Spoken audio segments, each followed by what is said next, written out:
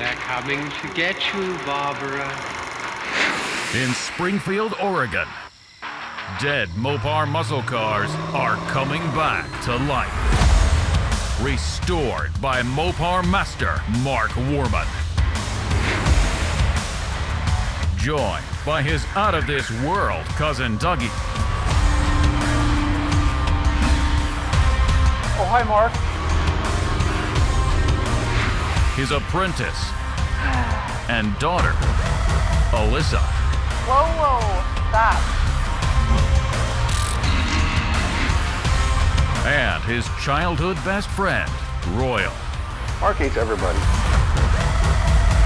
His protege painter, Will Scott. You got one job. This is Graveyard Carz. So we are installing the numbers matching drivetrain in our 1968 Plymouth Roadrunner 383 4-speed.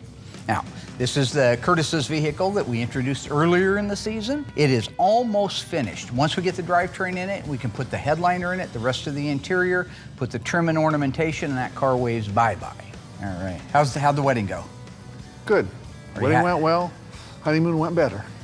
So little Royal got married, my little buddy, finally hitched. That's right, ladies, unfortunately, Chrome Dome is off the market. The wedding was great. Only being able to have, 25 people at the wedding.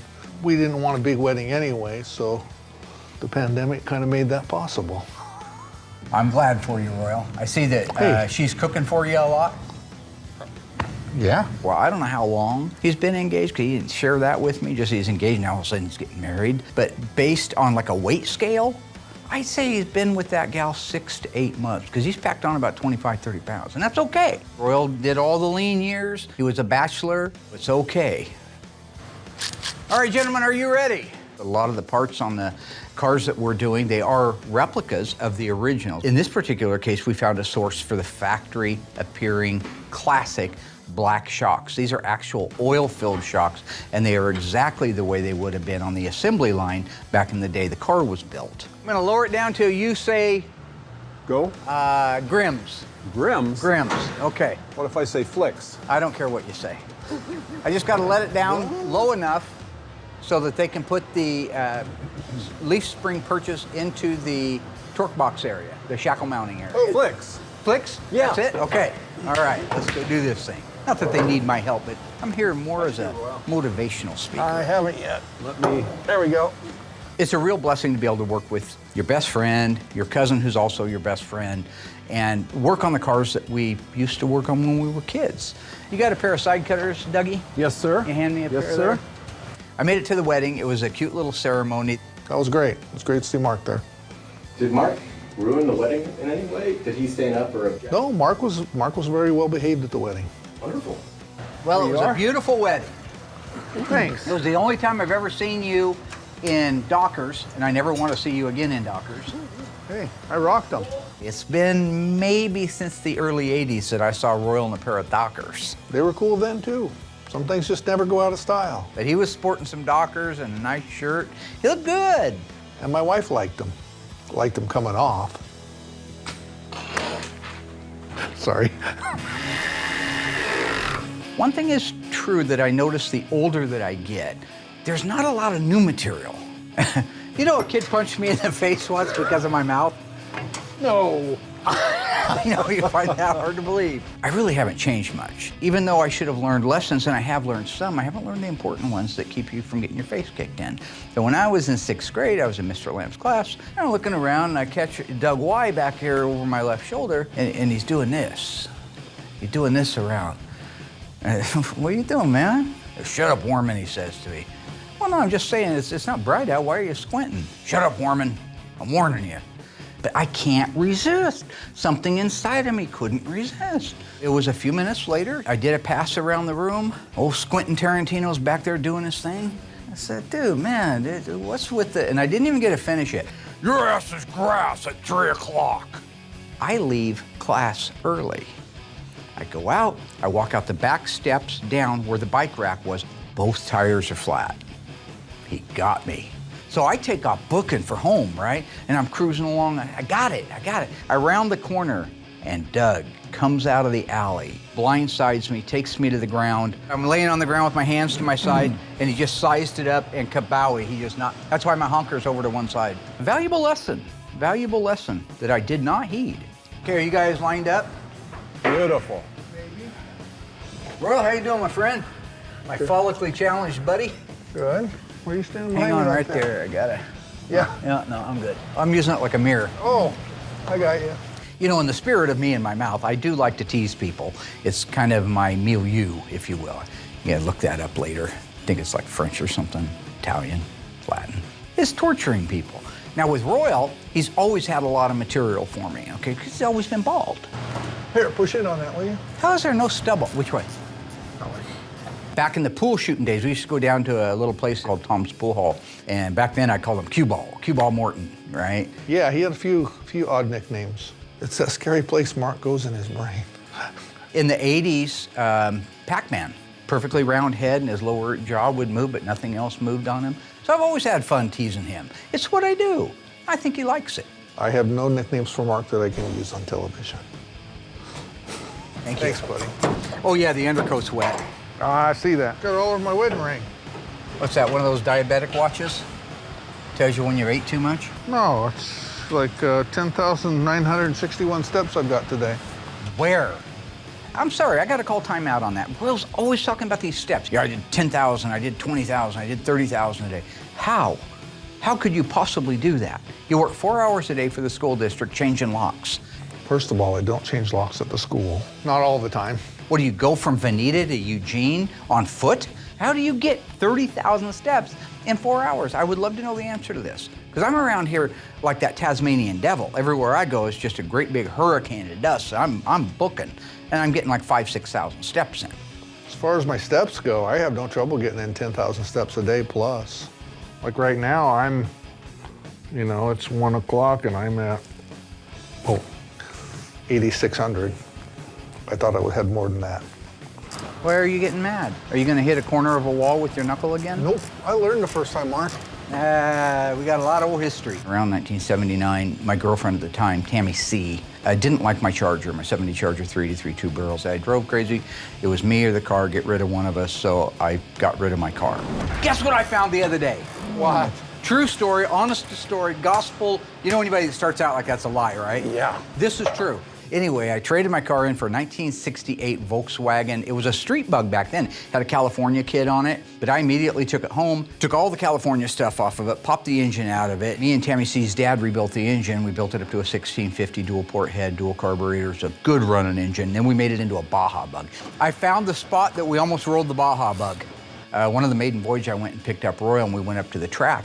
We go around the back side of the hill and all of a sudden it lost traction and the car just went down. Very, very dangerous moment right there because I couldn't get any traction to go forward. And if you backed up, you're over the side of a cliff. So I just told Royal to hang on. I got out. I mean, obviously, this is no reason for two people to die. And a twist of irony, when I got out, it actually balanced it better. So in a way, I saved his life. Oh, did you? I walked all the way over the top of the hill and down the side, and I could see the old Was that trail. yours or mine? It was my Baja Bug. I just Okay. happened to bail out of it when it got ready to roll with you still in the passenger seat. So he abandoned you in a car. Yes, he did. Mark abandoned me in the car. You know, later I went to town and I got a truck and we went back up there and towed him out. I remember being in the car, it starting to slide, and he got out, and Doug came up and pulled us out. He was pale when I got back. He was real scared, real scared. I came back.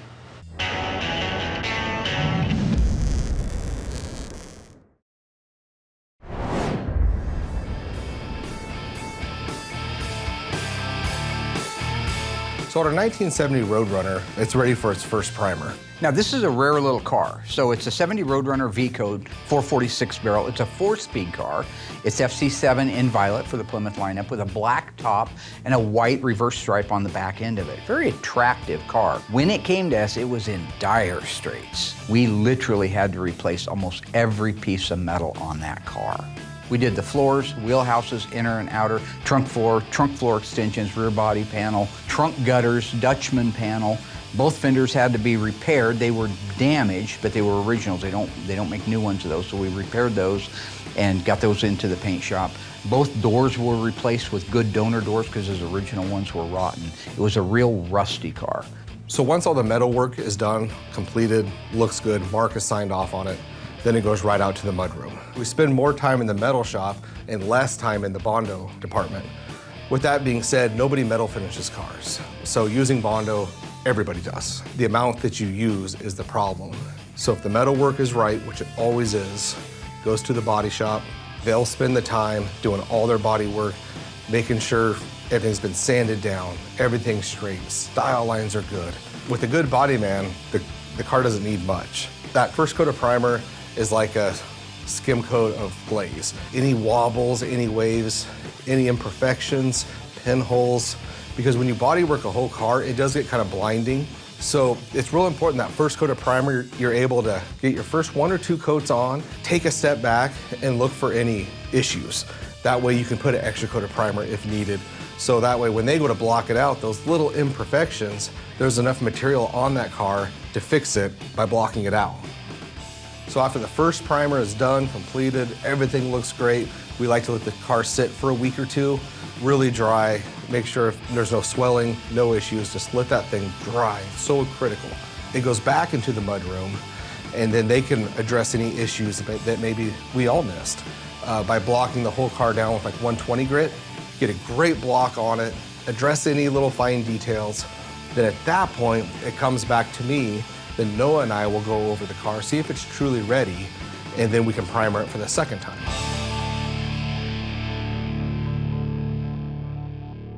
So today I'm going to put the decals on our 1969.5 Super B. It's one of the last steps that I got to do before we can put the hood on the car. We already got the hood pins mounted on the car and the plates on the hood, and we're ready to go. With Justin doing the decals on the hood, there isn't a whole lot left on it. One of the things is going to be the bumblebee stripe still has to go on it. But so far, we've managed just in the last couple of months to get the drivetrain put in, the wheels, the tires, get the exhaust system put in it. The majority of the plumbing, the interior, we've gotten almost everything done on that car. So remember, this is the car that came out of New York, his dad had the car, and his dad passed away, and so as a tribute to his father, he's having us restore it. It's that car. It's the one from all the way back in season 3. Embarrassingly, I have to admit that it's been here that long. But where we are right now is with just another day or 2 of work on it, we're going to be able to call the owner, have him come out and just blow his socks off with this completed 69.5 all numbers matching A12 car in F6 spring green. I love the graphics on the A12 cars. In this case, we've got our Super B, so it gets the huge block lettering that calls out 6-pack. Try to run a tape line. I'm using original pictures to know exactly where this decal goes in space. And it isn't always where you think that they should go. Common sense would say they would be down a little bit, but they were actually quite a ways up on that side profile. So if that's the way they were when they left the factory, that's the way we have to put them now. Applying the decals on this hood is a lot more tricky because you're applying it to a matte black finish instead of a glossy hood. What that means is when you take your squeegee and you go across the numbers or the letters to get the water out from underneath them, you have to stop pretty close right there. If you go over into the black, you're going to scuff it. Well, it's a matte finish, so that means you can't go in and buff it. You're done. You have to do it again. So taking your time, using the correct application gel, being patient, let it dry before you remove the backing off of it. Those are all the keys to a successful decal installation. All right, we can probably start peeling the backing paper off. So I'll do the other side first, and then I'll come back and do this side. Since this is a decal that I've never done on a matte black finish before, so I don't know how pulling the backing paper off is going to work. So I gotta pull it really slow and make sure that thing's really sticking. If not, I gotta start all over. So the 6-pack decal went on great. You're always gonna be nervous trying to put something on a car like this, especially when you only have one set. But it went on great. The hood's ready to be put on the car, glass is ready to be put in, and get this thing on the road. installing the hood back on one of these cars. Remember, there's no hinges. It's just a set-on process. Setting that hood down on there, that's that moment when all of a sudden the rest of the car almost invisibly takes the rest of its shape. It's almost like putting a windshield in. The rest of the lines on the car that you've been looking at forever are completed now. So setting that hood on there, it now becomes that car, that iconic 69.5 Super B.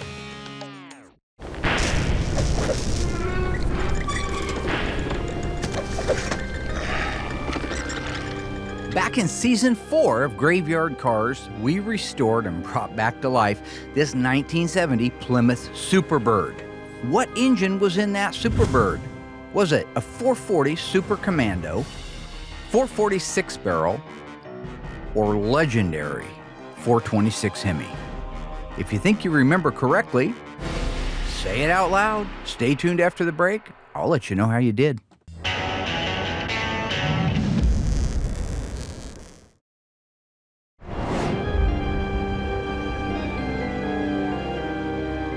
Welcome back, ghouls. How did we do on that one? How's your Graveyard Cars trivia? Our 70 Plymouth Superbird back in season 4, what engine did it have? If you said 440 6-barrel, you are wrong. Absolutely wrong. This was a 440 Super Commando. It had the original engine in it. The optional 440 6-barrel was not in it, nor was the legendary 426 Hemi. But in addition to that, it was an automatic on the column shift, black interior, silver highlights. This car featured all of the typical NASCAR goodies like the decal on the quarter panels, the rear spoiler with the standing bird, and the awesome front end graphics. This car went home to an owner that will never sell it. Raise her up, Dougie. All right, you got shocks on? Yep. All right, looking like we got the rear axle assembly installed in our 1968 Plymouth Roadrunner, 383 4-speed, 323 sure grip. We do not have wheels and tires for this car yet. Even if we don't have the wheels and tires, you still got to put the car together. Royal's got the coolest truck out front. He got a 1978 Macho. Is that Macho pickup. It's a 1978 Dodge Power Wagon. Macho trim package. Has the roll bars lifted. Has the yellow pinstriping all the way around it. He's got everything. And somebody gave it to him, too, because they feel sorry I got for nothing. him. I was complaining at a men's group at church that I didn't have a truck, and my now wife, her dad said, well, I got an old Dodge truck. Why don't you come over and look at it? I'll just give it to you. And I said, well, you can't be giving your stuff away. But it turned out that his best friend had given it to him. He had a revolver in the pawn shop and it was gonna cost $400 to get it out. So I went ahead and gave him the $400. When I got it, I had to replace 2 of the freeze plugs to drive it home. I ended up pulling the engine and going through it and replacing the timing chain, all the gaskets. It runs great now. Okay, so we got the rear end assembly in place. We're getting ready to put the drivetrain for the front in. And we've done so many, it's just great to be able to have nice equipment like this. So I gotta tell you, everything's where it's supposed to be, everything's fresh and new and ready to go together. It's just my favorite part. So right now is a really wonderful time for me to be able to appreciate the fruits of my hard labor, to be able to set up a shop, and even, you know, this little show, silly little show, Graveyard Cars, that a lot of people said would never make it. We happen to be in our 14th season, so I know who you are. I know. This really is fun for all of us to be back together again, working like we were kids in the best environment and the best tools. We really are having a good time working together again. Who's watching? Let me get my eyeball on this thing. Let me get my micro eye on it. It needs to come over maybe 3/16 of an inch this way. This is a 383, so it's not as wide as the 440s. The K members are all the same width. They're gonna be the same width for a Super B as they are gonna be for a Cuda. But it's the engine itself that makes the clearance issues. Take out the dipstick. If you don't take this out, it gets destroyed. Dougie likes destroying these. It's one of his favorite things. Mark's always accusing me of being the great dipstick destroyer. You know, I think he really sets me up. You know, I'm trying to focus on something and he comes in and just plows right over the top of me, you know. It's nobody's fault that the dipstick doesn't get pulled. It's not like leaving the fuel lines unhooked all the time, like he says I do. But what he doesn't tell you is before I can get it hooked up, he'll pull me off onto something else, which turns into something else, which turns into something else. And I forgot. Head on down, Rollo. If you look at the exhaust manifold to exhaust manifold all dressed out, a 383 is about 1.25 inches narrower at that point of the exhaust manifolds, and those are what's gonna hit those aprons, than a 440 is. Looking good, looking good. That's the difference between the B engine, which is what the 383 is, and the RB engine, which is what the 440, 413, 426 wedge are. RB stands for raised block. They get that because they raise the height of the deck. It's a wider block. Come on down some more roll. I call them roll. You used to call them Rolo, like the candy. Yeah. I don't know where he came up with the name Rolo, other than the candies, little chocolate-covered caramels. They're delicious. Okay, straight down's looking really good here. Good. It was before Congo started shaking everything. Okay, come on down some more. I'm sorry. That's okay. Okay, I've got my back bolt started. Go ahead and pull down on the front up here of the body roll. It's almost like it was choreographed when you work with these guys. So on top of being a lot of fun, it's also very rewarding to be able to knock out putting a drivetrain together in just, an hour. So we have the K-member bolts in place. They're gonna put the transmission cross member in place. Then we'll put the upper control arms on. Then we will be finitoed for now until we get our wheels and tires. Yeah, it's a real great time for me right now to be able to work with these guys. Love it. And now it's a car again. Having this Roadrunner done is something I've been looking forward to for a long time because the gentleman who owns it and bought it brand new, he's a cancer survivor. He's a fighter. I love fighters. So all that's left is to put the torsion bars in, upper control arms in, front shocks, marry those to the aprons, and then all of the drivetrain is basically in. We still have the propeller shaft, drive shaft, but we can do that tomorrow. I want to go for a ride in the passenger seat. I want to be in the passenger seat and watch Mr. Curtis take that car out and row through the gears like he was 16 years old again. That, to me, would be the ultimate payoff for all the work that we've done on that car. So it's all in place now. They'll do the final tighten, torquing, they'll put the assembly line markings on it, and then our drivetrain is completely finished. Good job, guys. Lunchtime? I don't know. Should be. Dinner time? Dinner time? gotta adjust You know why he those said dinner torsion bar time? things. Not because it's anywhere near dinner. It's 10 in the morning. Look at this.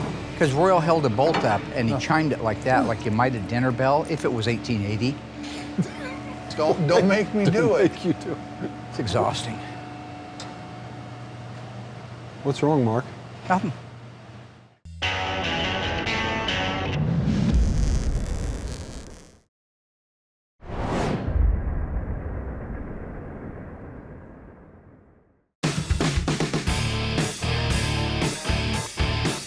Our Daytona Charger is getting really close to being finished. In fact, in a couple of weeks, we've got the owners coming out to check this car out. So all that's left is installing the dash assembly and a few bolt-on items for the car, getting it aligned, and then that car is finished.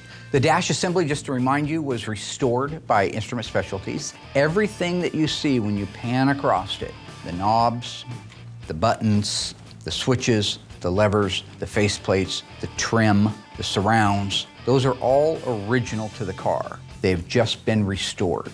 That you have to respect. That's a quality job. So Mark is here to help me install the dash on the Daytona so I can make all the connections, also make sure it's in the right place. So I'll just set this. Yeah, he's rested on the top of the console or somewhere, yeah, on the ground maybe, and then go around and get the other side. Great. We already have the console installed, so we can't just walk through like we normally would do. Okay. God, that's a beautiful dash. Yeah, it looks really good. Love it. So the way it's designed to work is that you bring the dash in and you set the bottom of it, these two legs that come off the bottom part of the framework, on the existing bolts that go into the cowl side panels, the hinge pillars. Okay, drop it. There we go. Got it? Yep. You can then, at that point, have full access to get between the firewall and the dash and make all the connections. Those difficult connections, once it's in place to make, you can make now. Once you have all those connections made, the easiest part is rolling it basically up into place and aligning the provisions in the front of the dash with the bolt holes that are actually in the cowl itself, that windshield mounting area. Got it? There we go. Okay. Good. You lay that in there, you put those bolts across there, and you're completely finished with the installation for that dash. Good job, gentlemen. Good job.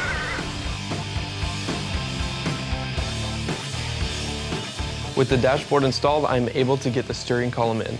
So this is a two-guide job in the beginning. He has to guide it through the firewall. Once it's through the firewall, the steering coupler on the shaft has to be lined up with the worm gear on the steering gear. So it has a splined area. You just mark those two areas. It's a clear lineup, and one guy guides it on there while the other one pushing it in. Now this column has been completely restored, again, just like the dash assembly, except that we did this component here. So it gets completely disassembled, media blasted, turn signal switches are replaced because they're always bad. Turn signal levers get re-chromed. Steering wheel gets restored. The paint is the original black suede that you see on the rest of the dash so that it all matches. A shiny steering column was never something Chrysler did. We don't do it either. But at the end, you've got this 50-year-old steering column that's seen a lot of history over the years that looks like it's just getting set in the car for the first time in 1969.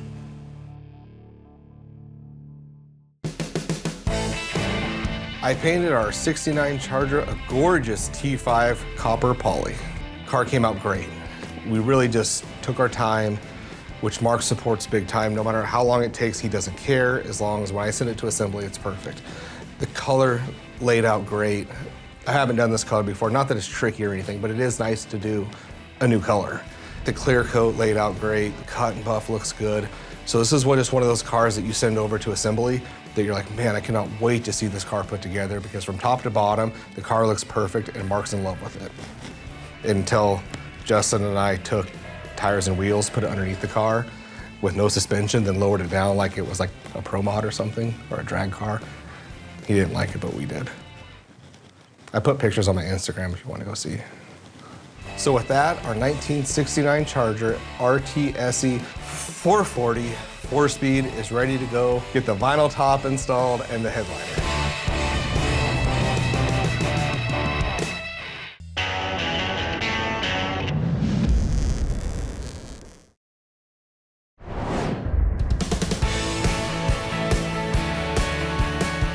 Our 1969 Dodge Charger RT SE 440 4-speed numbers matching car just came back from the upholstery shop.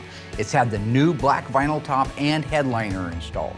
Now for them to be able to put that vinyl top on and the headliner in, some provisions have to be given to them at the time, such as the SE badging that goes on the roof, because it goes underneath the headliner. The vinyl top trim, you have the fasteners that are accessible underneath the headliner. So they do all of that stuff over at the upholstery shop. Stan's does a great job for us. I've known him, John, that runs the place for years. They do phenomenal work. But I still, even at moments like this, I miss Larry. I do love to see the quality work, and I'm glad that we're carrying on, but it always kind of brings up a little bit of those old days when Larry would come in here and work around the shop. We had a good time in those days. We're getting ready to do our second primer on our 1970 Cuda. I love the 70s. It's literally hands down my favorite car. On top of it, it's going Panther pink. How badass is it to have a 1970 Cuda pink? Seriously. I mean, pink? That's Panther pink FM3 Moulin Rouge is by far my favorite color. I haven't sprayed it before. I'm super excited. And I just think the fact that Mopar did a pink muscle car was crazy back then, and it's crazy now, but you just appreciate what they did so much more. I can't wait to get this car done. But with that being said, we're gonna do our second primer, make sure it all looks good, get it back out of the booth, which I know it'll look good because I've done most of this car myself, and I just care just a little bit more. And not that I don't care about the other people's cars, but this one just really hits home. Get this thing blocked out. Cannot wait to paint this car. The only unfortunate thing about it is the owner is going to assemble it himself. So once we get the body and paint done and it looks perfect, it's going to get shipped out of here, which is actually going to be pretty quick.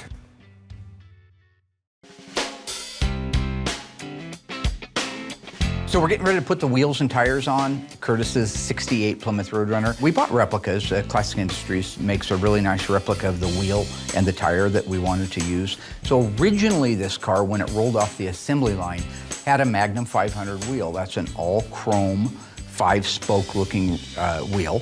It's a 14 by 5.5 from the factory, and it had an F70 14 red streak tire on it.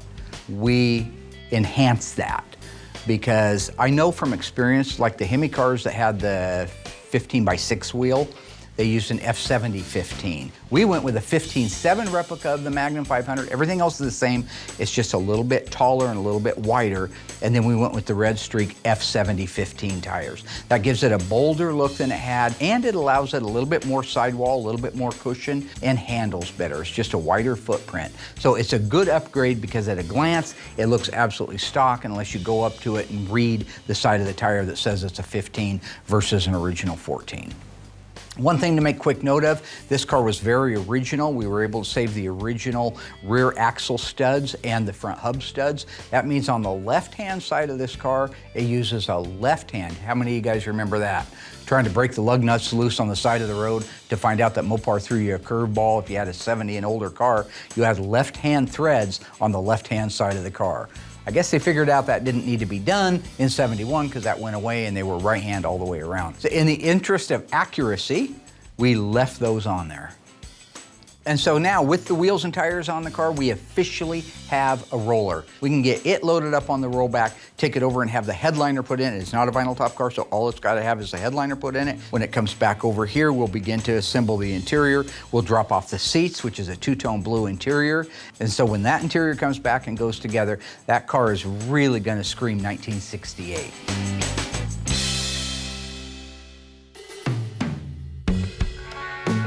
So on the 1970 Roadrunner, the car actually blocked out really well. So it doesn't need, 4 coats over the whole car. Noah's been with me for a little while now. I put him through the ringer because I do with all my new helpers, but he's really stuck it out. He's done a great job. So at this point, with where he's at, I can cut cars loose to him and say primer him. The first couple of cars he did were kind of dry because you could tell he was scared of running it. But on this 1970 Roadrunner, he went in and primed it, and it looks as if I did it. He's got a good technique.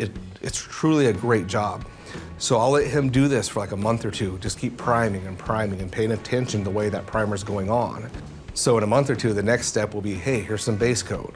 You just keep stepping him through the process, and he sticks with me, so I love it. So at this point, we're probably a couple months away before he'll actually start spraying some color, and then he'll be able to take a step back and say, okay, well, now I get it. He had me spraying DP90, which it sucks, but I'm learning technique and how to spray, how to adjust a gun, so by the time he gets to paint, it's going to be second nature to him. What I have him do is go in there and address the areas that maybe got rebody worked a little bit. Put a coat or two on just the breakthrough areas. Let that dry. Once that's dry, start doing your coats around the whole entire car. And it's not just pick up a gun and go in primer. Once he gets that first coat around the whole entire car, you need to take a step back and say, okay, is this car straight? Do we have any issues? Do I need to load it up here a little bit more? It looks like the car came out beautiful from what I can see so far. So at this point, it's just a matter of blocking it down again, and we should be good to go. This car is going plum crazy, which is a gorgeous color. It's one of everyone's, I think, favorite color to do. It's not as exciting for us because we do a lot of that color. But it's a darker color, and it does show sand scratches, body lines that aren't right. It's almost like doing a car black. So, especially knowing it's going that dark of a color, I trust Noah to go in there and do the right steps on the primer job, so when it comes time for the final block, it looks great.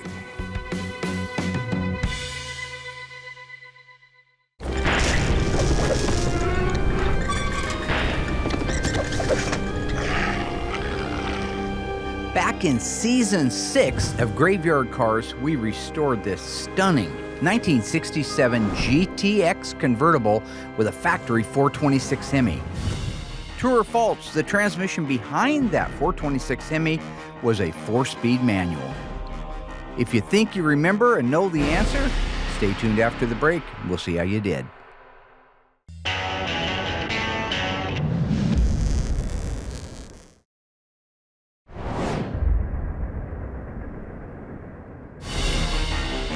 Okay, folks, how did we do on that one? Our beautiful 1967 GTX convertible, 426 Hemi. What was backing that big mill up? If you said a 4-speed manual transmission, you are absolutely right. This is a 4-speed car, one of the rarest ones on the planet today.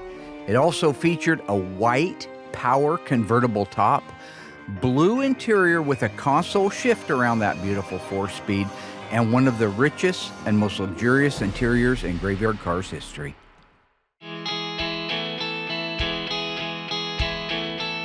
On our 1970 Cuda Graveyard Dreams tribute car, the time has come for the reveal to the owners. They have seen pictures of the car before, so I don't suspect that voila moment. Although in person, things look a lot better than they do in pictures. And this is a 1970 Cuda 446 barrel, exactly the way the manufacturer would have made it, except for 2 characters in the VIN.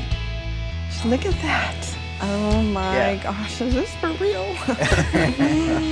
Oh my gosh.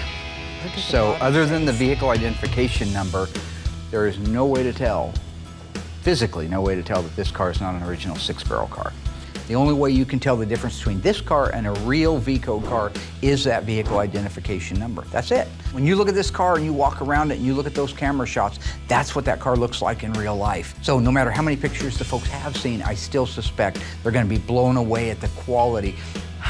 I noticed on our original. And look at the green, the way that green pops. The black hockey stick, it's the perfect touch. That rear spoiler, the Kraggers, the shaker hood, the Argent grille, the blacked out back, mandatory on the Cuda car.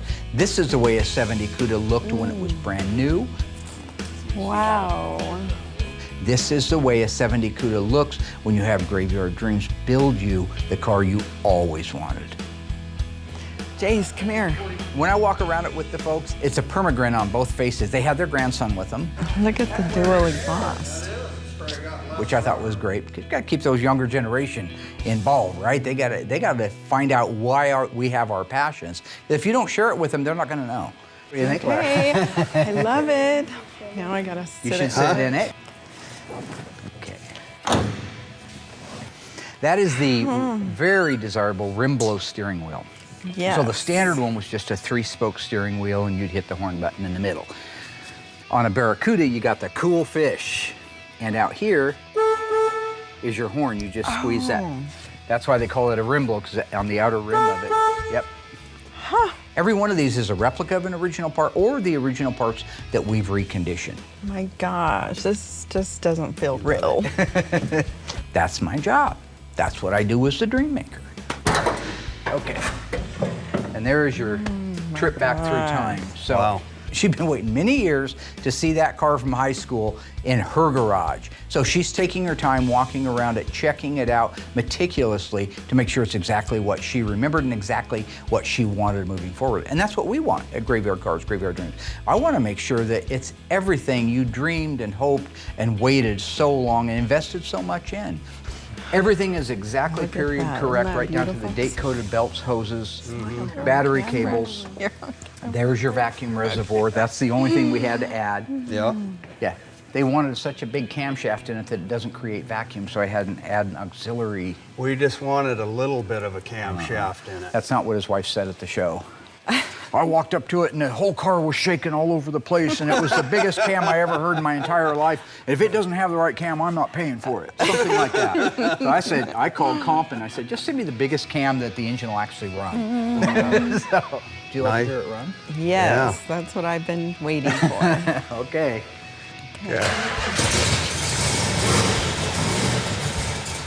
The most critical part of any build is to make sure the car runs and drives as good as it looks. And in the case of our 70 Cuda, it absolutely surpassed all of my greatest hopes. What do you think of that? Tachometer, oil pressure, water temperature, fuel, and charging. And the clock was rebuilt and digitized, so it actually worked. Listen to that. Listen to See that shaker hood shaking? Yeah. Wow. Yeah, well. They have, I think, a Camaro Chevelle poop box. Nobody cares. That's the coolest feature. I don't care if you're a GM guy, a Ford guy. The shaker is just cool. But they do have other muscle cars, and they do know kind of what they're looking for. Ta-da. What do you think? Oh, Love? I love it. I love it. What do you say we pull it outside? Yeah. Hey, pull it out. All right.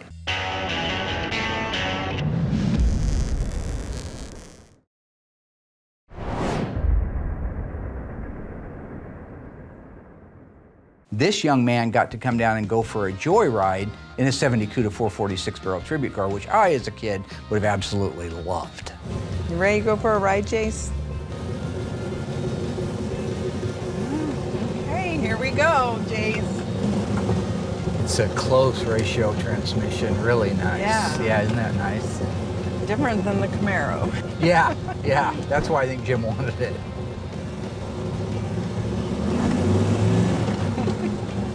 Yeah, you're gonna get a ticket. Grandma's gonna end up in jail. You gonna bail her out when she goes? The inherent vibrations and rattles that come with a fresh restoration or a 50-year-old car aren't there because the time was taken and the provisions were made between the sound deadener products and the undercoating and all of the items that were done to the car to make sure that it was a solid car, even more solid and more durable than they did at the factory, all show up in that road test. With a 6-speed, you can do anything you want. You can tool around at nothing, or you can go 100 miles an hour. Yeah. Oh, but I can definitely drive this better than the Camaro. Oh, this has got power steering, power disc brakes, yeah. Like driving in this more because Oh. the Camaro's too noisy. When you're driving this car down through town, it really does handle well. There are no rattles, no vibrations, so Justin out in the assembly shop, he's really evolved. Yeah, the exhaust system on the car is the one it would have started life with from the factory. It's called Hemi mufflers and dual exhaust. It's got resonators on it too that kind of quiet it down, all factory stuff, so. The car pulls like crazy. I cannot wait until she gets this car home. Got a little practicing to do. You're doing good. Doing really good. This car pulls hard. You got 6 gears from Silver Sport to row through to make sure that you have the exact gearing you want. Backed up with that 354 Dana? Mm-hmm. Yeah, it's gonna pick them up and put them down, and it does. I love when you give it a little gas and watch your shaker bubble. Yeah. So you start walking up, I think that's so cool. When you stomp that gas, you can watch that shaker come up into the hood. You know it's touching the bottom of that hood. This is rubber mounts. We put the original rubber mounts in, and it stretches that rubber mount to the max. You can see it. You can see it in the pure, brute torque that a 446 barrel creates. So you think this drives better than the Camaro? Yeah, I do. Oh, good. Yeah, I do. Those Kragers with the offset and the tires, the BF Goodrich TA radials, it just sucks that road up underneath it, and it makes you feel like you're not driving a 50-year-old car. Grandma's looking pretty cool, huh? Yeah. You're gonna have the coolest grandma in town. Yeah, I guarantee you that. There's no doubt Laura's really enjoying the test drive. Initially, when she took off in the car, she was a little bit apprehensive. It's a brand new car and she hasn't driven it before. But by the second block, she was able to row through the gears. She was standing on it a little bit, watching that shaker come up, feeling that torque that's so exciting. When we got back, I just knew that we had done our job well. The smiles, her grandson was absolutely loving it, sitting in the back seat. Jim was as proud as could be that his wife finally got her dream. So in the end, when you're loading up one of these cars for the owners and you know that they're going to enjoy it for many decades, the way we do our cars, it'll be around past their time, probably past their kids' time. That's why we take the steps that we do to make sure that car can become an heirloom. But knowing that is my sense of satisfaction and self-worth, that I brought the car back from the dead, I fulfilled a dream, and I did it all while having a blast. Well, and getting paid for it. You know what I'm saying? Bunsen burners, nice little earners. Coin.